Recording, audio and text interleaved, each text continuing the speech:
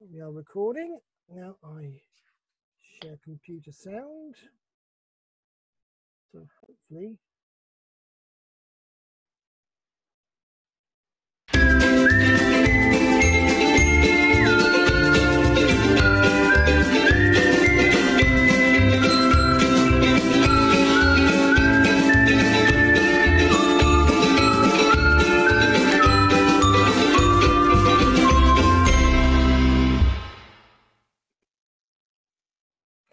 And today we have the excellent Mr. Nick Simmons-Smith Morning. of Atlanta, Georgia.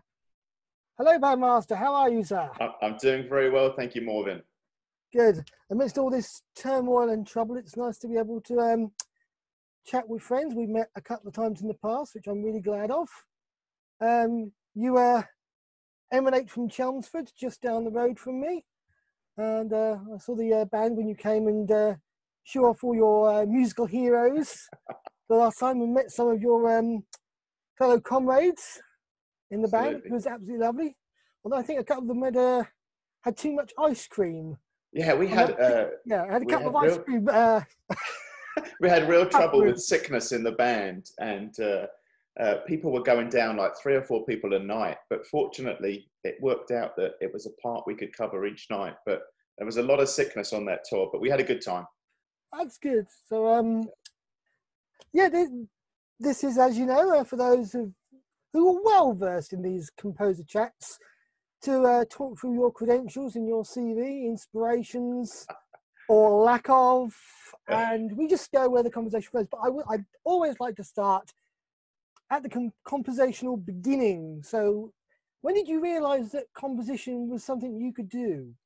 Do you know, I have a piece, a photo of a piece that I wrote when I was 7, and it was called March to Christ, which is a funny title, but it was just a bunch of notes written on a page, not even in proper manuscript form, but that was my first kind of attempt. But I suppose it was for Corps Cadet Sunday. We put a little band together, and I arranged the carol Quem Pastores Laudaveri. I don't know why. I don't even like that tune. And I wrote it specifically for our Corps Cadet Brigade, which was, might have been as many as 25 people. And we put a little band together. And it was a very simple composition. It had the tune in kind of 6/8 pastoral feel. And then it had a minor section. That's just what you did first time, let's change it to the minor key. And then the last section was kind of a rock pop thing. To this tune. It was really cheesy and pretty terrible, but I remember that was probably my first publicly performed piece. So how did you get into what made you feel the impulse to put pen to compositional paper and this idea that putting notes in an order that made sense, that wasn't an Eric Ball race them out and lock off, that Nick Simmons-Smith could actually write notes that somebody else could actually play? Where did that come from? When did you first realize? I think I loved music theory. I really did, and of course I learned how to play the piano. And I think because I was a little bit limited with my piano, when I got to grade 8, and it became my fingers I didn't practice my scales. Then I started to play by ear, and when I think about it, if I play out the Salvation Army tune book, I play exactly what I want to hear, but my fingers don't actually go exactly what is written on the page. So you're almost always arranging in your head, what is easier, what fits well.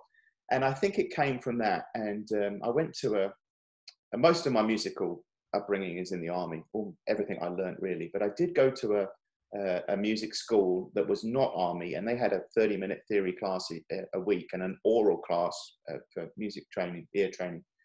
And I think I just loved it. And maybe there was some natural ability there, I don't know. And then the thought that, oh my goodness, all this music that we're playing in the Salvation Army, maybe I could try writing something down.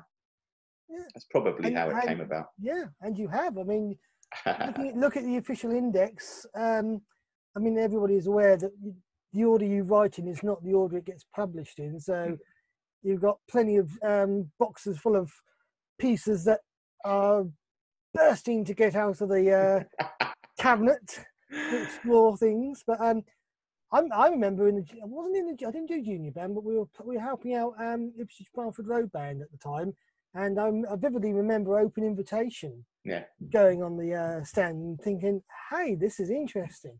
I think that one was probably my first published piece in the UK. Yeah. And I wanted to write music that was fun for youth bands. And I liked swing. And of course, I was in the States by then, I think. I moved over here in 1998.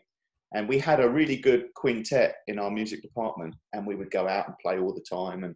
And I thought it'd be fun to do something swingy. And it's hard to write swing for brass band. It rarely comes off. Yeah, but last night. Yeah, really, Light Walk is it, and then everything else is a pale imitation. But I enjoyed writing it for youth bands, really, and I never thought about writing to get something published. But lots of people would play it and say, "This is great, you should send it on," and I did, and fortunately they published that one. But I tend to write things. I don't have a lot of time, and it's not part of my job to write. But I tend to write things that I think will be fun, particularly for kids to play. I think it's probably what I do. Yeah. I mean, I kind of held back when I was talking to other composers because Ray Malan has famously said in one of his interviews that no composer likes being pigeonholed. And, you wouldn't want to be called the modern Brownwell Coles of the march genre, even though you might have 20 marches to your name. You might say, golly, yeah, I wouldn't mind it.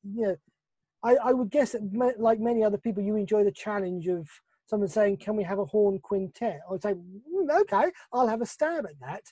So is there any particular genre you feel comfortable writing? Is it the swing genre? Or is it kind of... I think so. I definitely enjoy writing in that style. And I think it's because I listen to a lot of different music, very eclectic, Brazilian, Latin, jazz, classical music I love. Yeah. And so I kind of write in what I hear probably is true, but I do try and make it fun. I find that I'm definitely an arranger, not a composer. I can write a new melody. I can do that. But I really enjoy arranging. And the way I liken it to is doing a jigsaw puzzle. So I love jigsaws. I love crosswords. I love gardening. And it's all about taking something that's not fixed and fixing it and placing it all together. And when I'm teaching composition, I often sort of say, a bit glibly, that it's really math to start with, and then it's the artistic part of it. But if you're writing a 4-part piece, which is a lot of what I do, is for our American Instrumental Ensemble series, which is 4-part plus 1. You're really thinking about 4 parts, and of course there's 3 notes in a chord, and you've got to find time. Is there? Yeah. Well, some chords with more, and my palette harmonically is, I like the jazz chords, I like the rich texture, but I have to pare that down often for 3 or 4-part writing. So I think probably I'm the people I admire, like Bill Himes or Stephen Buller, in this genre. They write fast. It's very commercial. No measures are wasted. That's kind of, I'm a league to Steve Buller, if you like. I'm I write quickly, and most of my writing is because somebody said, "Can you do this for me?" And I love that when you have really strict parameters. Particularly if someone says... You find that helpful then? I do, yeah. If somebody says it needs to be 4 minutes, it needs to be a march, I need this tune, then I'm really happy, because my favourite part is... my notebook out? Yeah, my favourite part is the orchestration. Okay. So I love to get to a point where I have got the roadmap. So I know my start and then my middle. I know exactly how many measures. And then I love to score it out. That's my favourite part, which I guess is why I'm more of an arranger than a composer. But that's the bit I like. It's like painting by numbers. Are you when it starts, whether you've been given the tune or you're walking the dogs or whatever, and the tune comes into your brain? I would guess that, I don't know. This is why I'm asking these questions. You have a smartphone full of voice memos with doodles and songs. Pen and paper man to start off with to sketch the idea, then going to Sibelius or... Please insert professional song notation software name here. But does that change depending on, if you get someone says that we want a march, we want, I don't know, Abound and Salvation, and then we want, Send the Fire in it. You've got the tunes already there. Then you can go to Sibelius, you can go to ex-Sibelius. I'll call it Sibelius because I can't think of anything else. And yeah, okay, I'll put Send the Fire in there. I can put Oban and Salvation in, and then you just fill in the artistic blanks. Or yeah, does it depend on the piece? it does, and a lot of it is about form. So, of course, the march form is pretty straightforward. You know, you're going to have a theme, a second theme, a dogfight, a trio where, you know, goes up a fourth, whatever. So, dogfight? Yeah, a dogfight is the angry minor section. Kind of thing, you know, where people are angry. We call it a dogfight over here, which is maybe not the right term, but a minor section. I just heard it referred to. Yeah. I mean, when you think about it, it sounds like a battle, you know, and then it resolves itself into the final trio.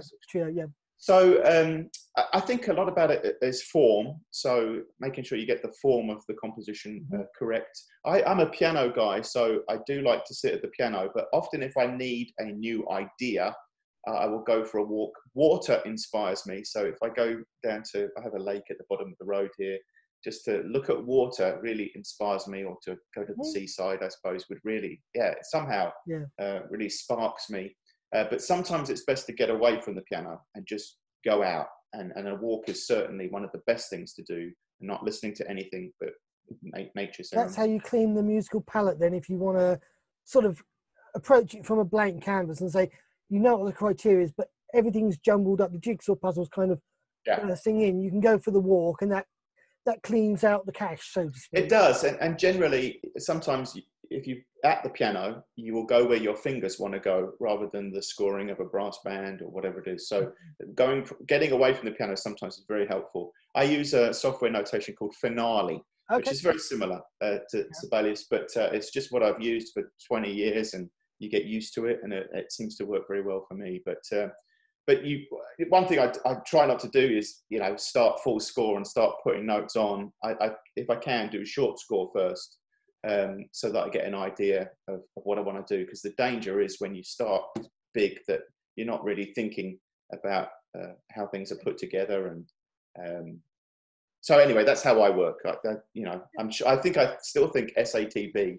You know, you want a melody, you want a bass line, and then you fill in the harmony. And often there'll be a rhythmic idea or something that I want to insert. So that's interesting. If you come from a non-commissioned background, because I do find that this notion very interesting.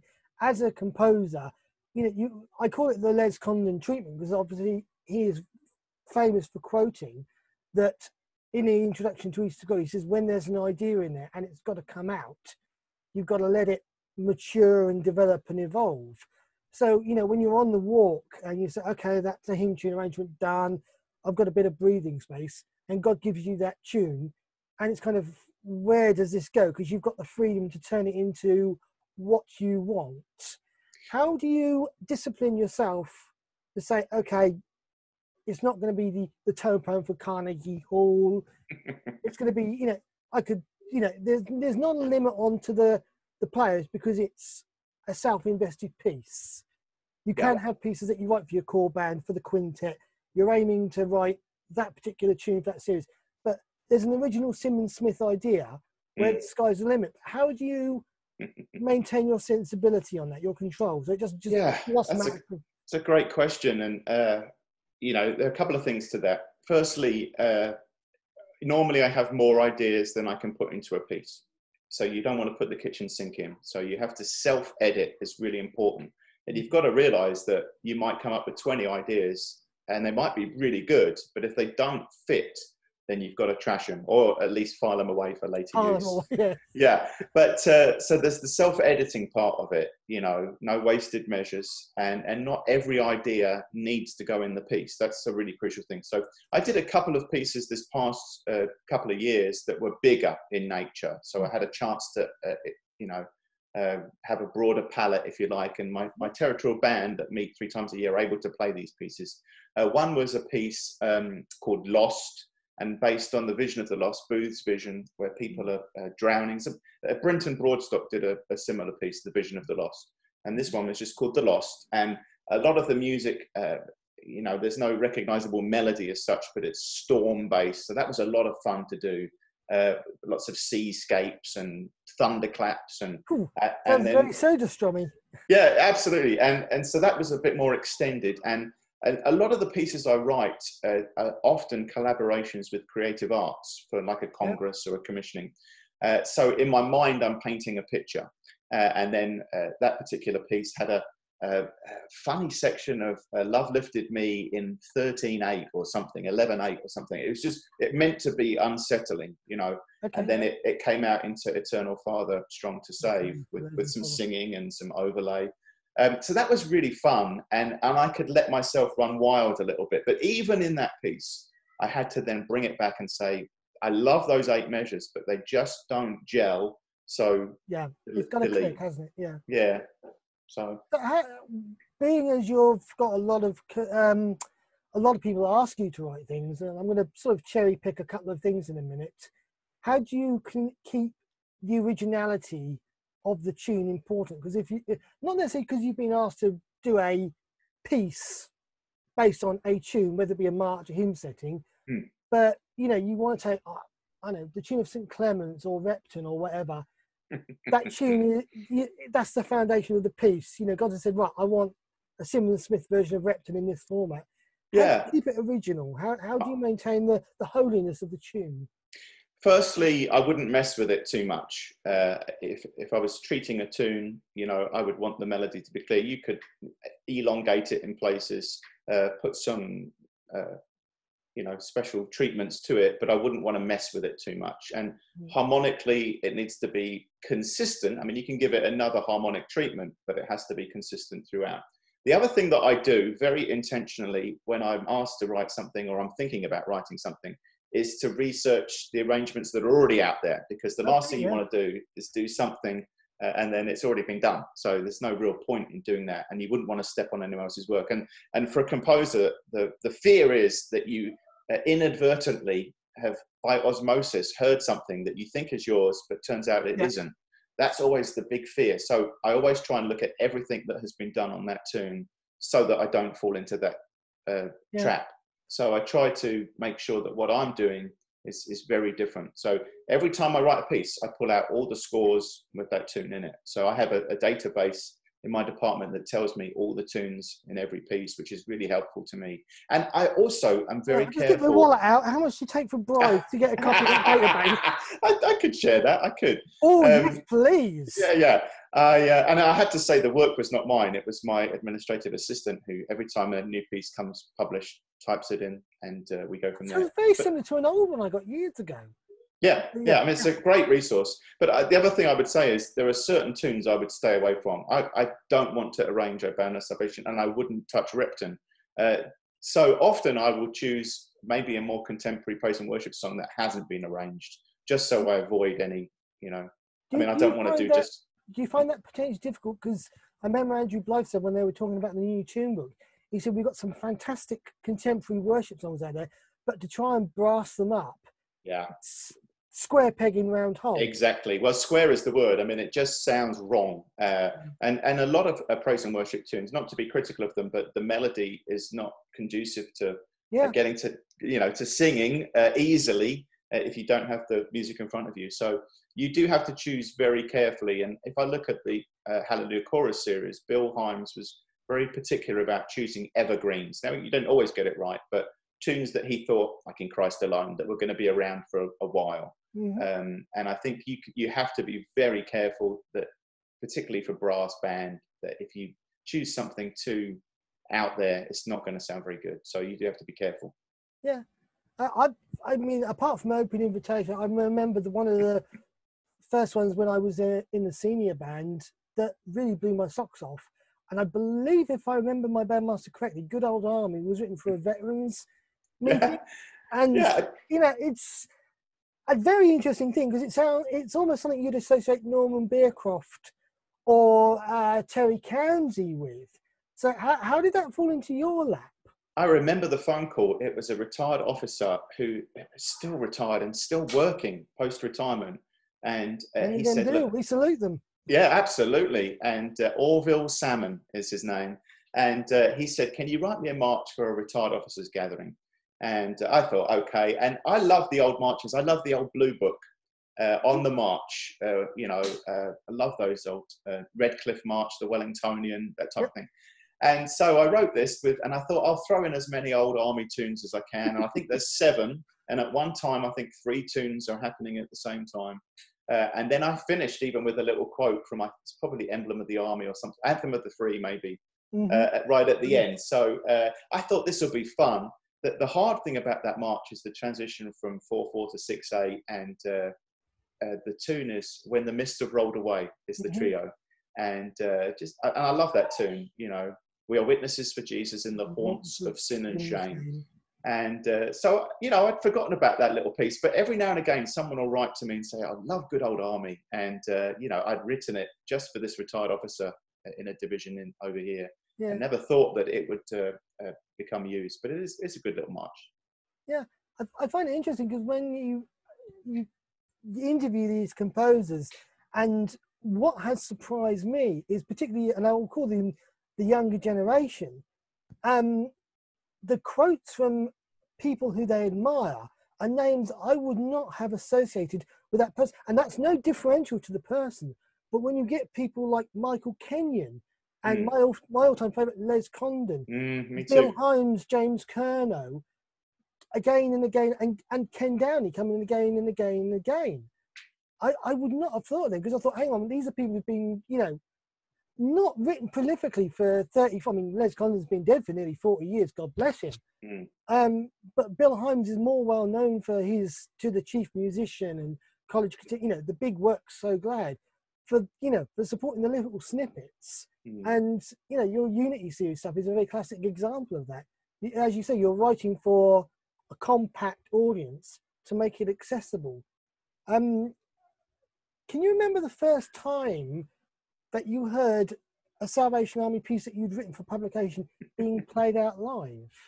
I don't think I can. I don't think about it, because often I've written a piece and then I've performed it, maybe at my corps or maybe over the territorial band or in a divisional band, and then it doesn't get published for sort of 4 or 5 years or something, because I haven't sent it in, or it takes a long time to come out. So I'm trying to think. What's really interesting is when you get a note from Zimbabwe or New Zealand, and you think, oh my goodness, I didn't even think that they'd be playing my music. And I think the thing for me is I know who I am as a writer, and I am pretty much in a little niche. And the exciting thing for me is when I'm sharing with young people, although I'm trying to write fun things for them, what really gets them going are the big pieces that I feel like they must play once in their life, whether that be Call of the Righteous, Kingdom Triumphant, or whatever it is. And they do get excited about that. And I'm so grateful for that, because my stuff is fluffy in a way, but, good for a YP band. And I think for me, Morgan, I had such a great experience in my YP band. It was all boys when I first came in, but I had a great YP band leader, and he was very encouraging to me. And the names are your mentor? David Hayward was my YP band leader. These are important people in your life. Oh my goodness, yeah, no question. And I had a good senior band leader in Simon Schultz, and both of them said, Nick, can you arrange this? I tell you one that I remember particularly was the first time I wrote for my senior band, and it was There Is a Redeemer, but it was for the Easter churches together in the town. So we all marched to the centre of town, and then we accompanied that hymn, which was unpublished by the army at that point. And for him to say, and trust me, say, can you arrange this for the band? And to hear that was something special, I think, at the time. And that encouragement, because I think in those early pieces, you make mistakes and things don't sound quite right, or you don't put any rests in, silly things like that. But people allowed you to make those mistakes. And certainly my band leader, who'd led by example to me, and my senior band leader, like lots of people at the corps that poured into me, and I'm ever so grateful for. My corps cadet guardian, John Hull, would give me chances and allow me to everyone watching, he's not being paid money to name. Well, not that there's no checks in the post that I'm aware of. But the other person I would say, and I might not be answering your question here, but the other person was Jim Anderson, James Anderson, who Okay, wrote yeah, The Goldcrest, etc. yes, Now, he absolutely. hired me in Texas in 1998 and kind of mentored me. And, you know, he was one of my heroes, really. He was And from Scotland, wasn't he, he originally? was, yeah, Yes, Scotland. absolutely. And just a wonderful man, taken too early from Yes. cancer. But he encouraged me to write. And, you know, so I've had a lot of people cheering me on.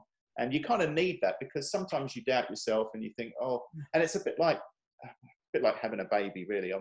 But you know, because you care for it and you love it. And for me, there are days where I'm writing, I think this is terrible, and the next day I'm saying this is the best thing ever, you know. And it's probably somewhere right in the middle, actually. Mm-hmm. But you do go from despair to joy in a Yeah. hurry when you're writing a piece. Yeah, it's wonderful. When I was doing the research for this, I actually came across a piece of music that was fairly new to me. And I sat down. I think it's I Love to Sing. It's a trilogy written for a symposium somewhere, and I've got it off YouTube. I've got to sort of tidy it up so I can put it on my thing. But that's a really craftily done suite, because it's almost opposite ends of the spectrum in each thing. But Yeah. for those of you who don't know what I'm talking about, just tell us a little bit about the history of it and why it's unique as its piece in its own right. So I was asked to write something for the anniversary of the Music Conservatory, which is our summer camp in Texas. And Texas has had 6 flags over it. It's, you know, it used to be owned by the Mexicans, the French, the Americans. Texas was independent for a while, the Spanish. It has 6 nations that have been in control of Texas. So I wrote in 6 different styles a suite. And just tried to allude to certain things. So the first one was kind of rocky pop, and it was based on a popular song that was happening at the time. But the tune was God is Love, and it was kind of funky bass. I remember. And then the middle section was like a gymnopédie, kind of French style on Great Is Thy Faithfulness. And then the last movement was How I Love to Sing, done in a mariachi kind of Mexican style. And that's the one that's been published in Triumph series. They just took the final section of that. And it's just, again, it's a bit of fun. But the mariachi thing is a serious deal, particularly down in Texas and other parts here. Some really wonderful musicians. So, and I think the kids enjoyed playing it because you got to play with a lot of vibrato in that style. And I included some popular Mexican songs in there. Ay, ay, ay, ay, kind of thing. So again, it's as Nick writing something fun because he was asked to for a youth band. And certainly that last one, I suppose the similarity would be on with Las Luvias, because it has the 6/8/3/4 feel, which is actually a Mexican thing, not necessarily a Puerto Rican thing, but just a bit of fun, you know. Yeah, I think one of the things that, I mean, I said this to Barry, I said this to a lot of other composers, it's very interesting when you kind of pull the carpet from under our feet musically, because you take us, I mean, I think of, is it Lex Lloyd-Anderson when he redone Send the Fire, and everyone was kind of, you know, oh, the Christ of burning cleansing flame, and then he brings us Send the Fire. Well, hang on, you can't do that classic song. I listened to Then Swings My Soul. Oh my goodness. And oh my goodness, I thought, did you have sort of burning crosses put up against you? No, you can't do that. You know, the reason I wrote that, because we have this series, American Instrumental Ensemble, so we write 16 charts a year. I used to do 2 in it, but now I've only got time to do 1. But my friend, again in Texas, actually said, you should write Then Swings My Soul, just because of the wordplay. That was how that one got started. And because I like that genre, and we usually like to include something swingy or rock pop in the series, I just did it because he suggested it. There was no great desire, but I know what you mean. That one's a little bit more upbeat, so I didn't feel too badly about giving it that treatment. But I'd forgotten about that one. But it's a good bit of fun. Yeah, I do find it interesting because I've had a lot of conversations with people involved in funeral directions and vicars and Salvation Army officers about music and about songs that get chosen, and particularly from non-army point of view, with, you know, grandma was in the Salvation Army all her life and all that kind of thing. and they want, you know, I think someone's actually banned Onward Christian Soldiers because he said, can we just pick another one, please? And Amazing Grace, because they remember it from their childhood. But I always felt that we played Amazing Grace so probably did, my naive mind, but Amazing Grace that saved a wretch like me. I mean, the words are so powerful, sometimes you want to take it in a different direction to bring people back to the words. Is that important for you as an arranger, that, you know, not only are the words powerful for you as an arranger, but it's kind of, how do I maintain and translate that into the sound? Yeah, absolutely. One particular example of that is, you might not be familiar with Phil Lager's version of I Surrender. It's very popular over here, but not so much maybe in the UK, but it's a beautiful song. And I wrote a flugelhorn solo on that, which is very jazzy. It kind of, it's written out, but it sounds like the flugelhorn solos is improvising. But the words are so tender, you had to be very careful. And because it was a modern take on this, and it was in the jazz idiom, I mean, I had a little shaker in the background, claves, or claves, I think you probably say, in the background. And I had to be so careful because the words are so powerful, and it's really a testimony. And the way, particularly my flugelhorn soloist, Darryl Crosland, played it was so beautiful and meaningful. And every time we play that piece, it's just like the Holy Spirit has descended. So, you know, it's difficult to think about something so sensitive and then putting a shaker and claves on it. But it can be done. But I think I had to work really hard to make sure that I didn't take away from the message of the song. And I think that one comes out in American Band Journal within the next year. But listen away for it. Yeah. I mean, you've said that I'm looking at your list, and you've got several arrangements that you're credited with: In His Presence, Mighty in Our God, even Largo. So you're not afraid of doing a bit of classical for... Listen, I love classical music, and I have a bunch of transcriptions that I've never sent for publication, but that is the real jigsaw to me, because you're taking different instruments and trying to translate them into the brass band. The thing about Largo, the funny story about that is I support a team called Everton, which are nowhere near Chelmsford. But they did a video montage of one of my heroes called Duncan Ferguson, who is this big Scottish striker. And he's like a real bully, but they put it to Largo from Xerxes. And it was just, it made me almost tear up, you know, because I just love this guy as a footballer. And I thought, we use it a lot at weddings. My only regret with that piece is there are no rests, and it's so slow. But it is a beautiful piece of music. And I've done a lot of classical transcriptions, not necessarily published with the army, but for small groups or quintets, that type of thing. I think it's the jigsaw thing that gets me, or figuring out the puzzle. How are you going to take something that, you know, where the violins have 3 octaves, or you know, and how you're going to translate that into the brass band. So I really do enjoy doing that. How do you, I mean, you say about missing breaks out of music, and, you know, what would you say, I mean, if you can remember off the top of your head, sort of the compositional lessons that you've learned, particularly the tricks you've picked from other people? You've written a piece of music and it's, fantastic, that's going to work well. You play it through, you think, why did I not put that in? That makes so much sense. Is there any sort of signposts that you've happily picked up in your compositional learning? Well, I think editing, and you know, you might have 20 ideas before you land on the one. Don't just settle for something that you fall in love with. Make sure it's right. Certainly, allowing space in scoring is very important. Not just for the sake of rest, but for the sake of the listener's ear, to allow different textures and colours to come out of the brass band. Bill Himes would say, you know, 20% of his composition is transition, but he spends maybe 80% of the time on transition. So the actual setting of the melody and harmony is fairly straightforward. Getting the transitions right, and for me, it's an efficiency of bars. So sometimes you meander your way into a new key, and you really don't need 10 measures. It probably can be done in 2. So kind of efficiency of writing is something that I've really worked hard at. Don't always get it right, but trying to, you know, distill it down into a simple idea that can be effectively translated to the listener. Kind of being a serious sort of what's the word I'm looking for? Editor on your own music, trying to keep a control on it, and just sort of, you know, making it sensible. Because at the end of the day, you want this play. You know, the aim is to be played, and to bring enjoyment and to bring blessing to people, and for people to be blessed by it. And if the cornet solo goes off on a ski whiff and doesn't do what you want, it doesn't work.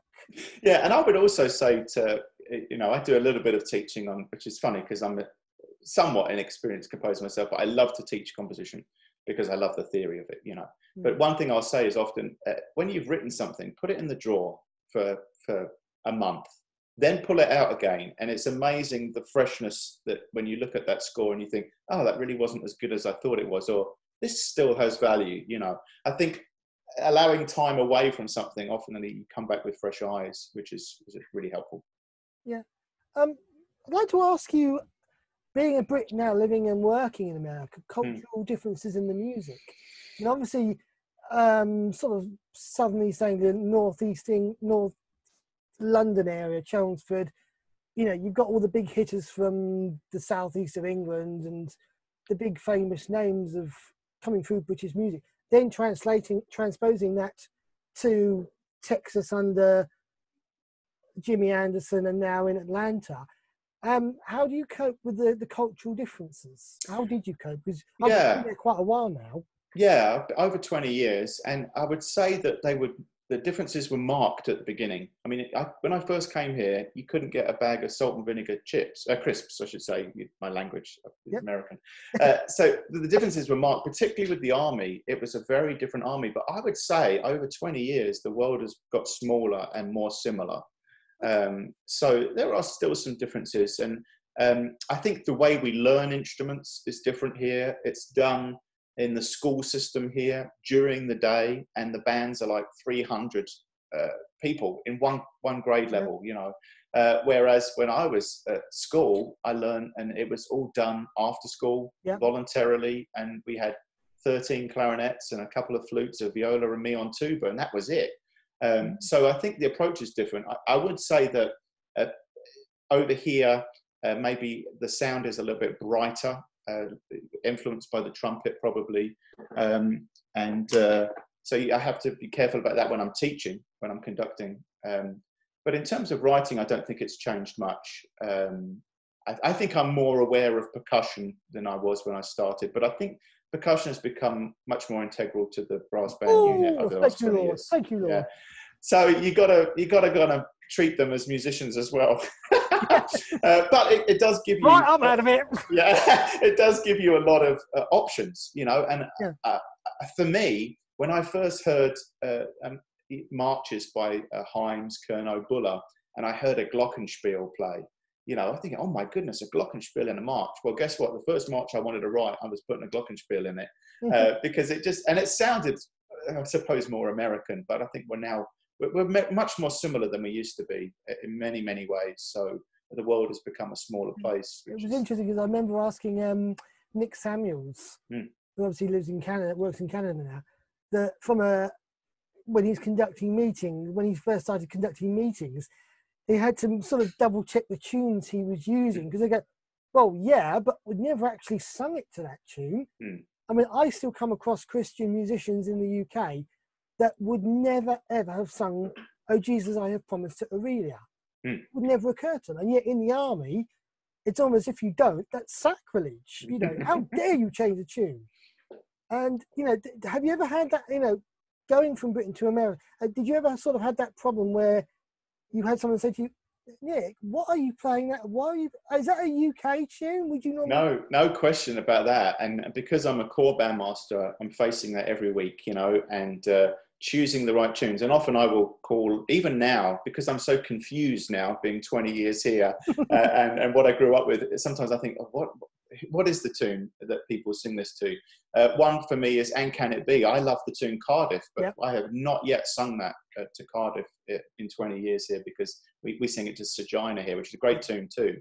But certain things, Regent Square is a Christmas carol here, which just, you know, it's hard to take. So a lot of, and the one that gets me is Easter. We always sing He Lives. We sing it to the same tune, but they put so many fermatas in at the end. It's like a nightmare for the bandmaster. Sorry, Da, da, da, a pause, you know, a little bird's eye. Sorry, I talk a different language now. But it's not that. It's coming from a non-composer point of view. Yeah. This is why I'm asking you questions. I say, hang on a minute, I'm the idiot here who doesn't understand about music. I want to ask you how you do these. You come out with a technical term. I'm like, okay, there's guys over here who know how to play the tune and know how to play their instrument. But fermata might be, hang on a minute.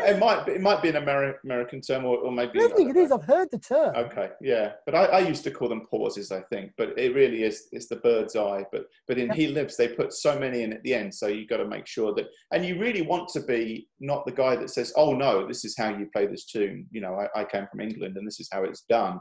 You have to be culturally sensitive and say, no, I want to give you what you are used to doing. And occasionally I'll throw one in there that they don't know. We played Will Ye Nay Come Back Again. Exactly.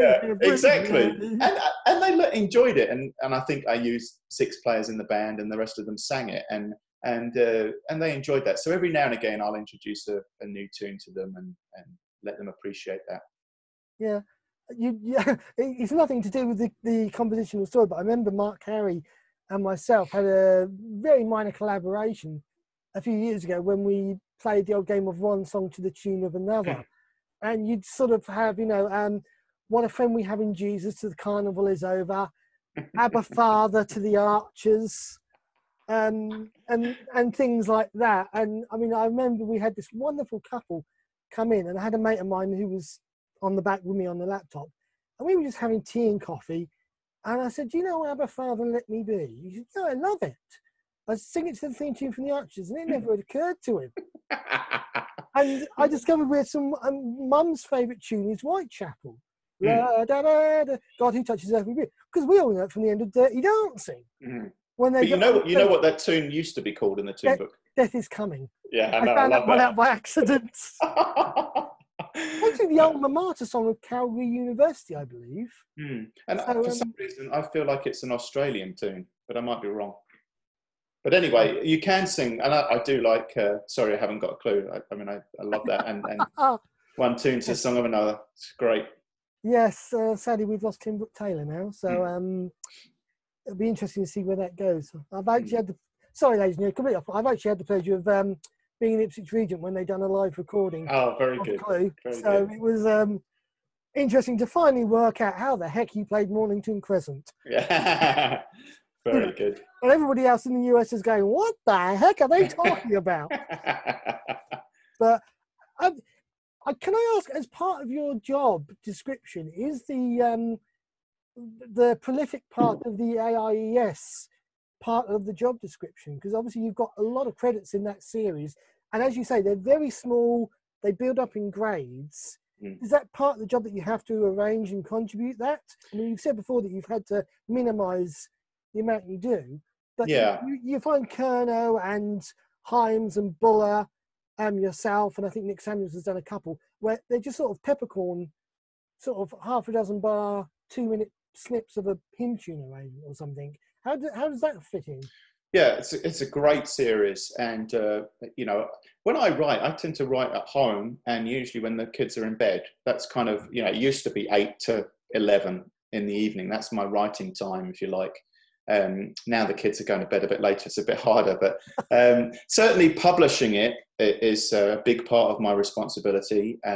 We assign tunes on that series, so we say. We send out to a composer and say, will you write this tune at a grade 2 level? And sometimes we'll say in a certain style. So it's very prescriptive. But the great thing about the series is the graded nature of it. So we have core bands that are definitely a grade 2. And they know if they buy a grade 2 piece, and it has a demo recording so they can listen to it. Yeah. They know exactly what the range will be. They know exactly how complex the rhythm will be. And they can write to that. They can play to their grade level, and a grade 4 piece can work with full band, no problem.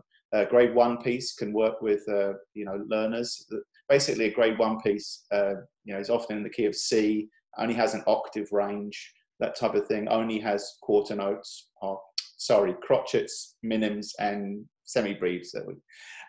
So you know exactly what you're going to get, which is really helpful when you're buying. And of course, a lot of corps buy all 4 grade levels, and so it's an important part of my job for sure. And increasingly, we're seeing corps bands use that across the world, because sometimes you only have 4 or 5 players. So it's a really good series, and there is always a tune in it. There is always a nugget in it. I was amazed at I mean, shout out to Dale Caffel here for the Salvation Army Music Index.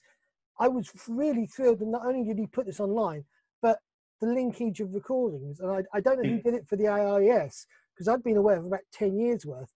And I think they went back to the mid-80s, and all these recordings are now available. And there's not a limit to saying, excuse me, but we've seen you've got da-da-da-da-da in that particular journal.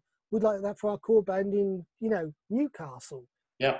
Well, the great thing about that series is we've always done a demo recording, and it used to come on a CD, of course.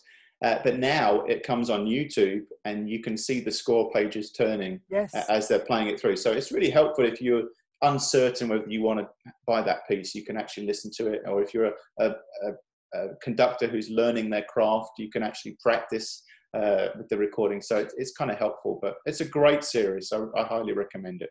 Yeah. As a bandmaster of the Southern Territorial Band, obviously you get a lot of music that you have to try out and test out. So how does that edit yourself? Because it could be a very unlimited experience. Hang on, I've got 20 Simmons-Smith pieces here, and Will Himes doesn't get a listen this week. Oh, no. You have an external arbiter to say, hang on a minute, but Mr. Kerner has got this cornet solo. We need to give it. I do. It comes from my heart. Accusing you of bias. No, I try to be as humble as possible, and I really despise ego. I've seen it in musicians, particularly when I was at college, people that are just really super serious about it and become egotistical. And I despise that about musicians. So I try very hard not to be that way myself. So I'm very fortunate in the band that I have 7 composers in the band. I remember you saying, Yeah. So, if we all do one piece, that's a program right there. And I think because we're a unique band in that we only meet 3 times a year, it's a cool thing to feature the guys in the band. And of course they might be working in Oklahoma or Arkansas with good bands, but to have their music played by a really good band is a real encouragement to them. So if you're name dropping, name some of these wonderful composers. Well, in my band I have Steve Kellner, who's just published, I think, A Mighty Fortress, which is a great piece. I've got that on the to-do list. Joel Collier, who's writing really well. Spoke to him last week. Yeah, Andrew Barrington is a really fine writer from our territory. He writes for AIS a lot. Yeah, let's get him in touch. I'd like to interview him. Yeah, absolutely. He's a great guy. And Andrew Wainwright is writing fantastic music now, just the next level. And so he writes. So it's pretty. I'm forgetting one person, which is not good. But anyway, there's about 7 of us that write, and it's just great because we all write in different styles. So Andrew Barrington often has something very serious and meaningful to say in his work. Steve Kellner's great for an opener. Same with Joel, really. He writes technically and fun stuff. I write sort of cheesy fillers. So we all complement each other and have very different styles, and I just think that works really well. Yeah, how did you end up being the bandmaster of the Southern Territorial Band? Because everybody's asking that question, but I came into the department to typeset the music for AIS and do a bit of editing. And I was there for 9 months, and then my boss, Dr. Richard Holtz, who was a tremendous figure in the Southern Territory, retired. And I was encouraged to apply, and I didn't think that it would be me. But the Holt's name is a very famous name. Yeah, it is. Yeah, and so I got the job, and kind of with the job comes the leadership of the territorial band. But I've really enjoyed that, and we have a good time coming together. I have fantastic musicians. It's just a different process than a regular band, because you meet on a Thursday and rehearse all weekend. So getting them to gel quickly is a different approach than if you were to meet weekly like other staff bands. But it's a real enjoyable part of my job for sure. I would admit, I was talking to my friend Donna, who's in the Canadian Staff Songsters, and from a staff band point of view, you're obviously of a level where you're representing the territory. So the players are probably the supreme players. And that's not to say that the rest of the bands ain't, but obviously you've got to have that quality. So having not meeting as prolifically as the core bands or the divisional bands, there's got to be that very quick ability to gel in a unique format and still keep the standard high that's expected of you and that you hold yourselves to. Would that be a fair? Yeah, absolutely. And we do things like send the music out 3 weeks in advance. So I expect there'd be no mistakes by the time we get there. The only work we have to do is putting it together musically. So it's just a different process. And if you can think about playing for 8 hours a day, you know, it's different than playing for 2, you know, just a different thing. But they always rise to the occasion. And I find day 2 and day 3, they really are doing extremely well. Day 1 can sometimes be a bit rough. But you're right, it's a different process. Yeah. I mean, I know you've said a while ago about your music being played by Salvation Army bands around the world. Are there any sort of comments you can remember that really caught you off guard and you were really shocked to get a sort of, we're playing this, and you're, what? I mean, like Argentina, South Korea, you know. Yeah, I think it really is. River. It's the geographical spread of it. You just don't imagine it. When you write something, I think, oh, maybe my corps will play it, maybe my friends will play it. But when you hear of somebody in Australia, or just the distance of it just boggles my mind. And that's the beauty of being published. I mean, I don't write to be published. No. But somebody said to me, you know, obviously for every minute of music, it takes 10 hours to write. When you think about the germination of the idea, the scoring, the self-editing, every minute of music is 10 hours. So a 7-minute piece, that's 70 hours work, and probably more. If you've put all that work into it, I think it's only fair that other people could play it and get some use out of it. So I have to constantly challenge myself to think, you're not just writing this for the Congress or for one time. Is there a way that this can be used somewhere else? And often if I'm writing a piece for brass band, praise team, songsters, and creative arts, it's kind of hard to turn that piece into something that could be used at the core, but not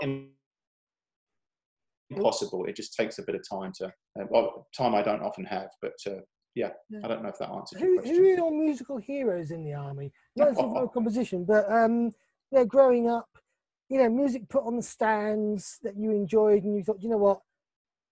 Who are the people that sort of really come to you as somebody you've enjoyed playing as a player, and also later as a conductor? Yeah, I'm a big Les Condon fan and Wilf Heaton fan. Obviously RSA is there; it's like a given.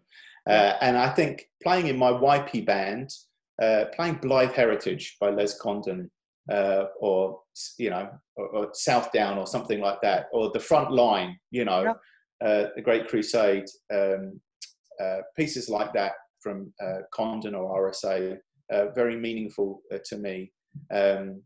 The Great Crusaders. I'm just thinking of that old Green Book, it was just wonderful. But there's something about Les's orchestration and treatment that inspires me. Certainly the other day, I don't know where it's gone. I was looking for it myself. Certainly the Present Age was something that had an impact on me. And I really like Festivity as a piece. I think it just sits quite nicely. Yeah, I do. I can never get my head around that. Yeah, well, it's the only piece of Condon music that fails me. No, there's others.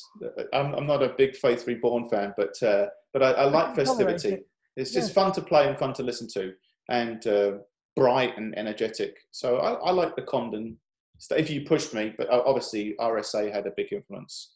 And then, as I say, latterly, sort of the American Himes Kerno Buller threesome influenced how I write. As a conductor, anybody who's a master craftsman, Ken Downey, or anybody really that has been prolific and is been great in our movement, I enjoy conducting. If it's well written music, it's a joy to conduct. Interesting. Yeah, I mean, your CV of music is very much. You could swap it for Ian Feltwell, Joe Collier. I look, you've got Old Time Religion, Good Old Army, Days of Elijah, Lift Up the Banner. I mean, they've all got solid tunes behind them, and you've just given that extra sparkle and that piece of work. So it's very interesting to see that, you know, you're not afraid of taking a well-known tune and saying, let's see how we can recraft it and get the message out there. And the kids will sit up and go, do you know, I never thought of that tune before. I hope so. And again, I think I want people to enjoy music making. I think I did, and I want my kids to experience what I experienced. And I think that's kind of what drives me. There are other brilliant composers that will write the big pieces that will inspire millions. But for me, I just want to make it fun for people to participate. Particularly, you know, I have a heart for 15 to 25-year-olds, and the reason for that is I feel like if I can keep someone past college, keep coming to the Salvation Army, then we'll probably keep them. But we lose a lot of young people, you know, 16 to 20, and I fear for them. And I probably skew my writing to them to, you know, if we can play something fun in band. And my core band is sort of dominated by young people, which I think is fabulous. And I probably pour more into them than others, which is, you know, maybe not right. But I really believe if I can keep them going, and maybe they don't really know Jesus when they're 15, but hopefully if they're still with me when they're 18 or 21, they'll have made a firm commitment. And the music sections still play a massive part in that, in our core. Interesting. Yeah, I'm just trying to phrase this. Yeah, it's been interesting talking to you. We've done your Army Heroes. Piece of music. Yeah, what's in the pipeline? Well, you know, we've had all this muck with COVID and all the rest of it. So has it allowed obviously you've got your family and the commitments that come first and foremost, but obviously does that mean that composition has sort of been put on the back shelf for a while? Has there been any requests and emails come in? Not so much.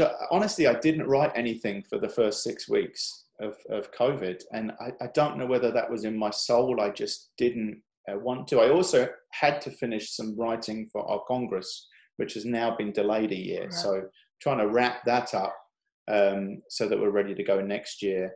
And then there are two things that are on that I've latterly I've got to, and just in my own time, rather than watch rubbish on TV, I've just come down for an hour in the evening. One is a little hymn tune arrangement, "He's All I Need," by a guy called Ken Bible. And my old retired bandmaster in Chelmsford used to play the organ during the offering, and he used to play this tune often. So, and I think it's just a beautiful sentiment. He's all I need. He's all I need. Jesus is all I need.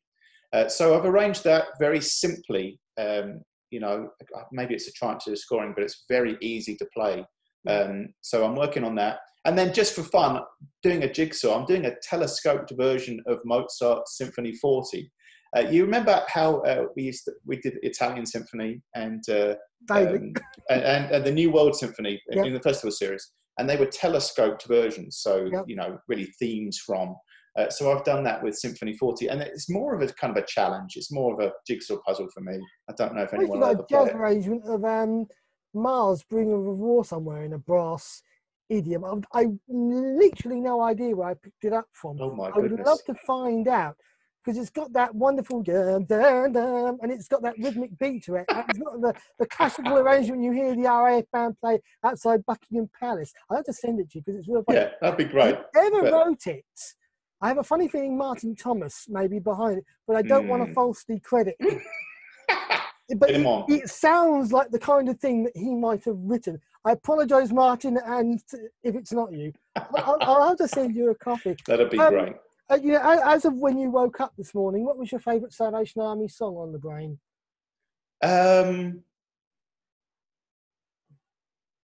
I only woke up about 2 hours ago, and I don't know that I had a song, but my favourite song is "And Can It Be" to Cardiff, because of the words. But I have different favourites depending on what mood I'm in and depending on what's happening. But if you really pushed me, that would probably be my favourite. Just the words are so rich. Yeah, interesting. Same again for Bible quotes. Do you have a favourite passage of scripture that gets stuck on the fridge wall? It's on the not on the magnet? fridge, but it's Psalm 37, 3 and 4, and it's great for this time. Trust in the Lord and do good. Dwell in the land and enjoy safe pasture. Delight yourself in the Lord, and he will give you the desires of your heart. Is kind of a life verses for me. And he certainly has given the desires of my heart. I never thought I'd be writing for the Salvation Army, or I never thought I'd be in this position. But when I look back at my youth, I used to make bands out of Star Wars figures. And Darth Vader was E-flat bass, Admiral Akbar was bass trombone, Lando Calrissian was principal euphonium. All the horns were, Yoda was principal horn, then it was R2-D2, and then kind of Sandman, then a bunch of Ewoks. And I say that to you because I think God obviously was preparing me to do this. And when I had little Salvation Army bandsmen, I would put them in bands, and then I would take away certain people and see if the instrumentation would still work. And that was as a 7-year-old, So although I never thought I'd be doing this, obviously the Lord prepared me, even when I was very young, to do it. And because you grew up in a great corps in Chelmsford, where the music sections are still very strong. And I think Natalie and Danielle Easton are friends of mine from Chelmsford. Yeah, and it's a lovely corps. And I think they got the balance right between being a family corps and having strong music sections. It was a joy to grow up there, really. And I'm very grateful for all the people that poured into me from that corps when I was a young person and gave me second, third, fourth chances. That was very important to me. It must have been really interesting when you went back, was it last year or the year before, on your UK tour? And it was kind of, I'm going to visit Chelmsford. And I know. You could show these people off, your old bandmasters. This is the guy that's guilty of showing me how to play the cornet. And the band again, right, put him against the wall. It was a lot of fun. And to connect both my worlds, it was pretty special. And for them to see who influenced me, I think was a nice thing. And to see a packed hall at Chelmsford, and of course, the old girlfriends came out the woodwork, and it was just a wonderful night. And my family were there, which is really important. They don't get to see me do what I do very often. So it was very special to me, that particular night, for sure. I'm going to pray with you because we need to get on with our lives. I'll let you decide whether you want to, how you wish to do it. But dear Lord, yet again, another privilege that you bestow on us so many times. And that's, we thank you for the life of Nick Simmons-Smith. We thank you for his family, his friends, his core folk, his divisional support, the territorial support, for all those who come in contact with him. We thank you that you have blessed him with his compositional skill. Sometimes, Lord, he may think, where the heck is this going? But it's very clear, Lord, that you are at the center of his life, and that you are holding him firmly in your hands, Lord, and guiding him the way you want him to go. And we thank you, Lord, that he has his total faith in you, Lord. So in this good old army that you have so wonderfully presented on earth for us, we can glorify you, Lord, and we can glorify you with the music and the arrangements of Nick Simmons-Smith. And we thank you, Lord. We pray for those people who in the next few days and weeks and months will come into contact with him, for those who will get encouragement from his writing, his sense of humour, and most importantly, his faith, Lord, that he will continue to be the inspirational person that he so desperately seeks to be, and that will be rock solid, Lord, and that he can depend on you for whatever his needs are, Lord, and that when the answer comes, he knows in his heart it will be the right answer. I thank you for his time given so freely. I thank you for his family, that they put up with the whistling and the tunes that come out to go, Dad. But we thank you, Lord, for the musical genius and capability that you have endowed him with. I just put him in your hands, Lord, and ask you to look after him and bless him and keep him safe, and that the Holy Spirit will continue to work powerfully through him as it has so powerfully done already. In your name I pray. Amen. Amen. Thanks, Morvin. I really appreciate this. And more than that, the other sessions that you've done, it's just fantastic, and appreciate who you are. 3, 2, 1, right.